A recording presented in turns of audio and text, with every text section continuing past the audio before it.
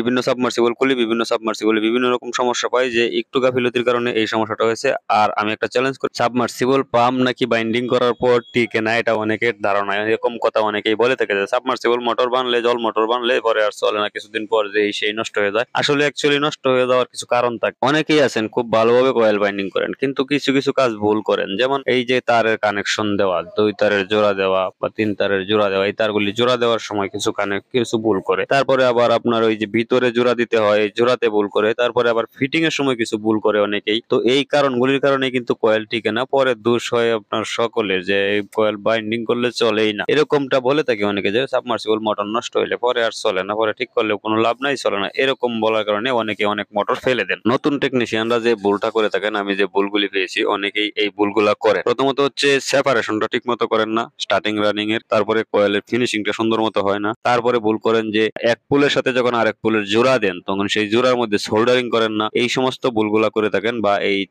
কানেকশনের যখন জোড়া দেন তখন সোল্ডারিং করেন না, এই ভুলগুলা করে থাকে। তো কথা হচ্ছে যে সোল্ডারিংটা করে দিবেন, না স্পট জ্বালাই দিয়ে দিবেন। যদি সোল্ডারিং না করেন তাহলে যতই শক্ত করে পেঁচান না কেন, লুজ কানেকশন করবেই, লুজ কানেকশন করবে। আর যেহেতু এটা ভিতরে অয়েল থাকে, একটু লুজ কানেকশন করার সুযোগ পেলেই কিন্তু পরে এখানে আগুন জ্বলার চান্স থাকে, তখন কিন্তু নষ্ট হয়ে যায়, দ্রুত নষ্ট হয়ে যায়। অনেক সময় দেখা যায় যে এই তিনটা একসাথে, তিনটা তারের মধ্যে এই যে জোড়া দেন, জোড়া দেওয়ার পরে টিউব দিয়ে দেন, এই টিউব একটার উপরে আরেকটা টিউব দেন, 2টা টিউব দেওয়ার পরেও দেখা গেছে যে এইখানে স্পার্ক করে 3টা একসাথে হয়ে যায় বা 2টা একসাথে হয়ে যায়, শর্ট সার্কিট হয়ে যায়। তো এগুলা কিভাবে করবেন, তো সেগুলা চলেন যারা নতুন আছেন তাদের জন্য একটু হেল্পফুল হবে ভিডিওটা। সোল্ডারিং করাটা কত সহজ, আর সোল্ডারিং এর ফিনিশিংটা কেমন হবে চলেন আমরা সেটা দেখাবো, কি পদ্ধতিতে সোল্ডারিং করলে ফিনিশিং সুন্দর হবে। তো তার আগে আমরা মাপ দিয়ে দেখে নিলাম। এখানে যে খয়েরি কালারের যে তারটা আছে এটা হচ্ছে কমন, আর কালো রঙের যে তারটা আছে সেটা হচ্ছে স্টার্টিং, আর এই নীল রঙের যে তারটা আছে সেটা হচ্ছে রানিং। তো আমরা উপরের অংশে, তারের উপরের অংশে বোঝার সুবিধার্থে আমরা এখানে লাল তার, খয়েরি তারটার সাথে কালো তার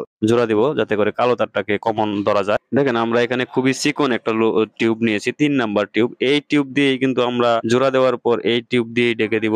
তারপরও দেখবেন যে অনেক সুন্দরভাবে ডেকে দেওয়া হবে। আশা করি কখনোই এটাতে স্পার্ক করবে না, একটার সাথে একটা লেগে যাবে না, এরকম একটা পদ্ধতি আমরা করে দেব। সোল্ডারিং করার আগে একটা তারের সাথে আরেকটা তারকে আমরা আটকায় নেব। তো দেখেন কোন পদ্ধতিতে আটকাচ্ছি, এখানে লক্ষ্য করেন।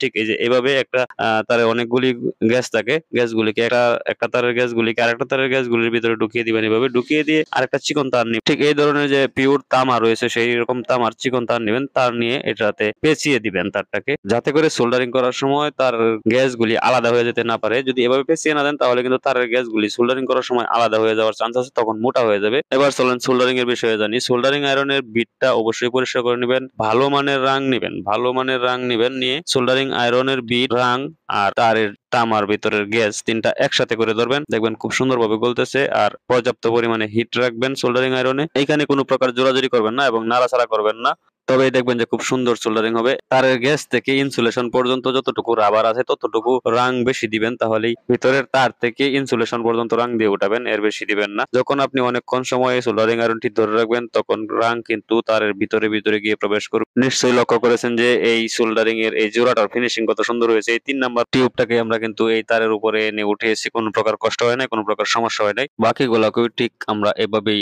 সোল্ডারিং করে দিব। আমি এই সোল্ডারিং নিয়ে এত কথা বলছি, অনেকেই হয়তো বলবেন যে সোল্ডারিং করাটা কি বাধ্যতামূলক, এটা না করলে কি চলবে না? চলবে ভাই, কিন্তু এই যে কিছুদিন চলার পর আর কি মনে করেন যে এখানে ভিতরে লুজ কানেকশন করে মোটরটা বন্ধ হয়ে যাবে। যখন অতিরিক্ত লোড পড়বে মোটরের উপর তখনই এটা হবে, যখন ইজিলি চলবে মোটর তখন কিছু হবে না হয়তো বা। দেখেন আমরা কিন্তু খুব সুন্দরভাবে এখানেও সোল্ডারিং করেছি, এটাতেও পরেরটাতেও ঠিক এভাবেই সোল্ডারিং করব। এটা বাধ্যতামূলক কিনা জানি না, তবে এটা অত্যন্ত গুরুত্বপূর্ণ। কারণ আমি যখন বিভিন্ন সাবমার্সিবল খুলি, বিভিন্ন সাবমার্সিবলে বিভিন্ন রকম সমস্যা পাই, যে একটু গাফিলতির কারণে এই সমস্যাটা হয়েছে। আর আমি একটা চ্যালেঞ্জ করে বলতে পারি যে আজ পর্যন্ত কোনো মোটর আমি বাইন্ডিং করে দেওয়ার পর, সাবমার্সিবল বিশেষ করে, এখনো পর্যন্ত পুড়ে যায় নাই। মানে খুব দ্রুত পুড়ে যায় নাই, 1 মাস 2 মাস 5 মাস 6 মাসের ভিতরে পুড়ে যায় নাই, এটা আমি বলতে পারি। এরপরে যে কাজটা করবেন, এরকম পাতলা ফাইবার দিয়ে সেপারেশন করবেন আলাদাভাবে, এরকম সেপারেশন করবেন, তাতে করে গরম হওয়ার পরে, টিউবগুলা গরম হওয়ার পরে গলে যাবে না, টিউবগুলা গরম হয়ে কিন্তু গলে যায়, অনেক সময় গলে গিয়ে 2টা একসাথে হয়, একসাথে হয়ে কিন্তু তখন এখানে একটা স্পার্ক করে। তো এরকমটা হয়ে থাকে। তো এই পদ্ধতিতে এই কাজটা করতে পারেন এখানে। আবার অনেকে বলবেন যে এটা বাঁকা হবে না, তখন এই যে দেখেন কত সুন্দরভাবে বাঁকা হচ্ছে। এরপর রোটর ঢুকে সুন্দরভাবে ফিটিং করে দিবেন। এই তারটা কোন পর্যন্ত নিতে হবে ঘুরিয়ে সেটা দেখে লক্ষ্য রাখবেন। অনেকেই আছেন সোজাসুজি ঢোকান, তখন তারটা খেঁচা খেয়ে স্প্রিং এর ভিতর চলে যায়, আমি এরকমও অনেক পেয়েছি। তো এইটাই ছিল আজকের ভিডিও, এই পর্যন্তই। সকলেই ভালো থাকবেন, সুস্থ থাকবেন। আসসালামু আলাইকুম।